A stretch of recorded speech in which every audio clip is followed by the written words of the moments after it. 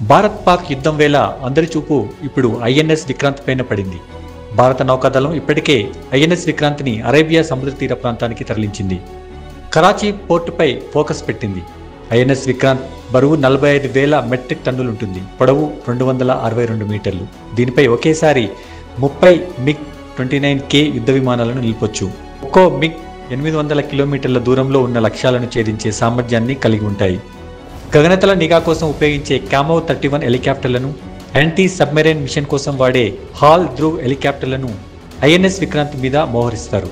ఇక విక్రాంత్ రక్షణ కోసం దానిపై ఉపరితలం నుంచి గగనతలానికి దూసుకెళ్లే బరాక్ 8 క్షిపణులు, ELY M2248MF స్టార్ వంటి అత్యాధునిక రాడార్లు ఉంటాయి. ఐఎన్ఎస్ విక్రాంత్ను శత్రు దుర్భేద్యంగా మార్చే క్యారియర్ బ్యాటిల్ గ్రూప్ దాని వెంటే అంగరక్షకుల్లా ఉంటాయి.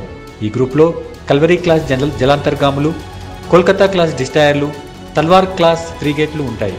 వీటన్నింటితో ఐఎన్ఎస్ విక్రాంత్ సముద్రంలో ఓ భారీ కోటలా ముందుకు కదులుతుంది. కల్వరీ క్లాస్ జలాంతర్గముల్లో ఐఎన్ఎస్ కల్వరీ, ఐఎన్ఎస్ సబ్మెరైన్లు ఉంటాయి. వీటిలో శత్రు నౌకలను ధ్వంసం చేసే క్షిపణులు కూడా ఉంటాయి. ఒక క్షిపణి 3,000 కిలోల బరువైన నౌకను కూడా తుత్తునియలు చేయగలదు.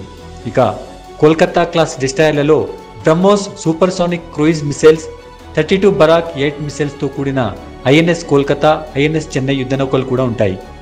ఇవి పాకిస్తాన్లోని నౌకాశ్రయాలను, చమురు డిపోలను, యుద్ధ నౌకలను లక్ష్యంగా నిప్పులు కురిపించగలవు. తల్వార్ క్లాస్ ఫ్రీగేట్లలో INS Talwar, INS Teg, INS Trikand యుద్ధ నౌకలు ఉంటాయి.